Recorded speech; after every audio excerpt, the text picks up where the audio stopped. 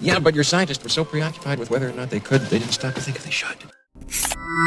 Alright, it's time to talk about that long-awaited remake.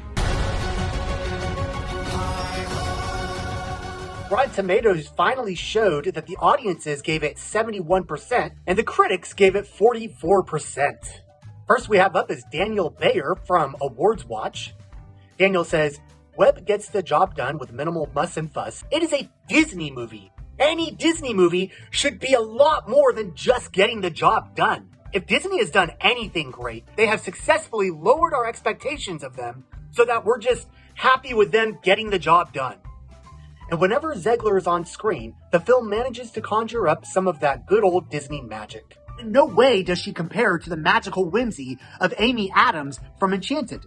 Unfortunately, the movie just beats you on the head every 5 minutes that the Snow White character is fearless, brave, and true, without actually really showing it. And it wasn't even a lot of telling, it was a lot of demanding that you buy into it. Edward Douglas from The Weekend Warrior, Substack, says, definitely grows on you. Come on, Edward, is that a dwarf joke? Man, you're bigger than that. Rachel Wagner from rachelsreviews.net gives it a rotten score, and she says, it's just weird having her interact with fake little men and fake animals. She gave a B- to the Goosebumps movie. I do remember the trailers boasting of real people acting alongside CGI creations. You can't say that that's good in one movie, but bad in another. The dwarves are as hideous as the trailers promise. They are as hard on my eyes as it is to watch my fat Aunt Hilda pop a zit on her tit. You can hardly tell one from the other, and most of the time these guys are on screen, they are telling each other what their names are, as though they hadn't spent 400 years together. You'd think they'd be over the fact that they have names by now. Nicholas Barber from BBC says, the story is cluttered, the tone is muddled, and the pacing is off. Again, that doesn't make this film a disaster. In some ways, the identity crisis is what makes it worth seeing. He's saying that everything about this movie is bad. A bad script, bad directing, bad pacing, the lighting was off, the caterer could never get the right bagels. Everything was bad in this movie, yet, he says, it's good, yet it works. And I'm gonna argue that the very opposite of that is true. Rachel Zegler, she works.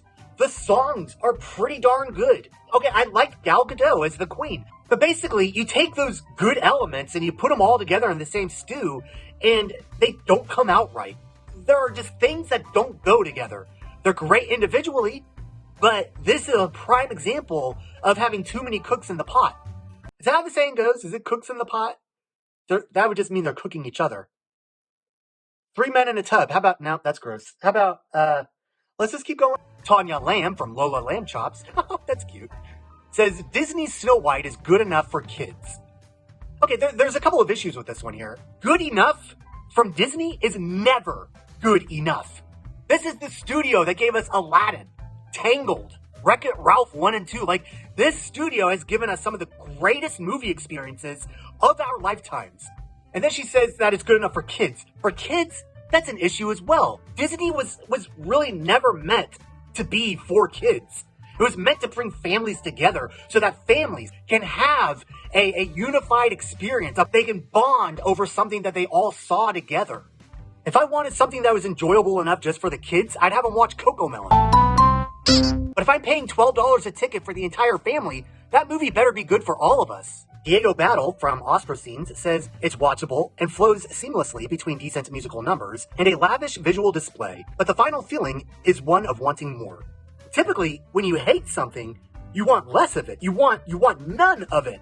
But Diego, he's saying this is the most mediocre thing he's seen, and yet he wants more. No. If I have a bad experience at Wendy's because I find a pubic hair in my bacon cheddar cheeseburger, I'm not going to want more. Jim Shembry from jimshembry.com, that's a bit pretentious, says, the terrific thing about Snow White 2.0 is that while they've updated the tale a bit to make our princess a more proactive character, they haven't really altered the essence all that much. Snow White is a princess, but fair and true. That is her characteristic. If you want to alter her, you've essentially just got to make her corrupt and a bitch. At least Snow White was played by such a person, am I right? I'm launching my campaign. Alicia P. Fierro from Sensasign says, we must accept that there's nothing wrong with reinterpreting classic tales. We must accept this? Like what, it's a mandate now coming down from the great Madame Fierro? What other reinterpretations does Alicia want to see on screen? How about instead of Goldilocks and the Three Bears, we have Goldilocks invading the house of three blind mice? Or how about instead of Cinderella losing her shoe, we have her leaving behind a thong so that the king's men has to parade that around the town, having all the women try it on in front of them?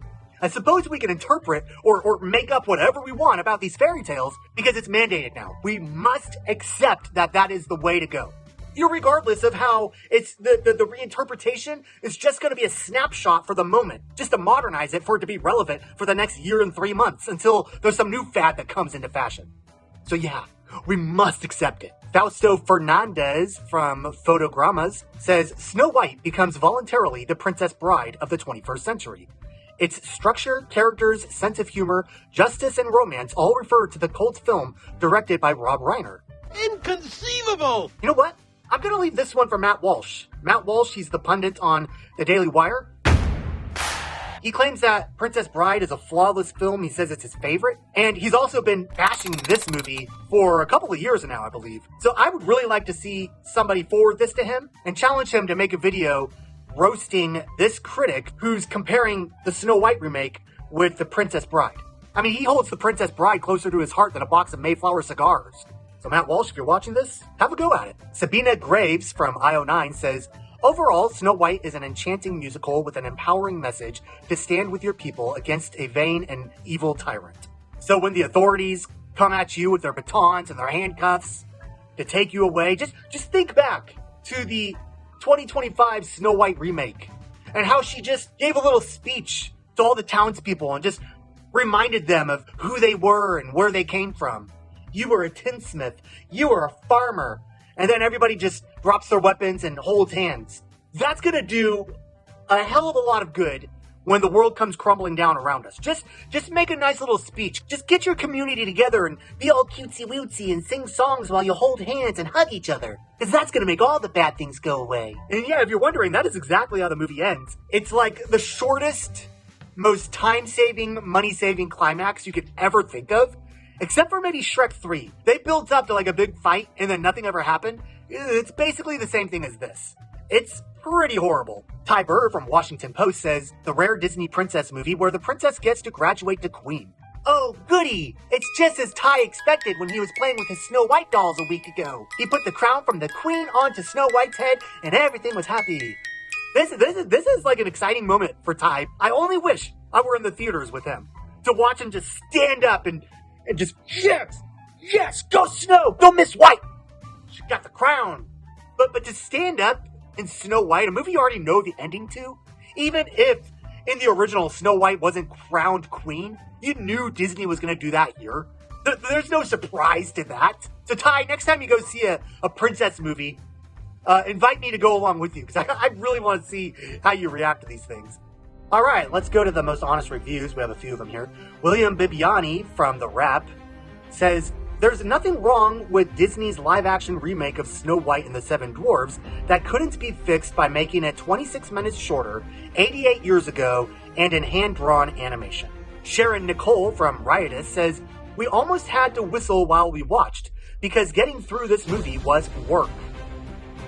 That's pretty cute. David Crow from Den of Geek says, Zegler is Broadway-level talent being asked to do little better than greet theme park guests.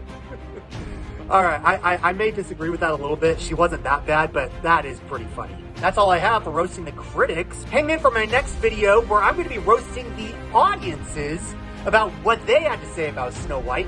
Check in to see if I mention you.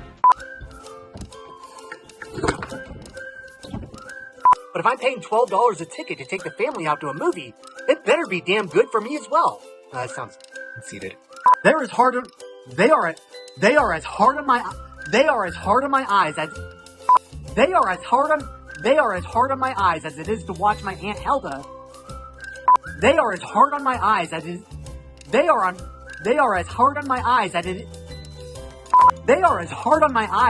it is to watch my fat Aunt Helda pop a zit on her boob. Tits funnier.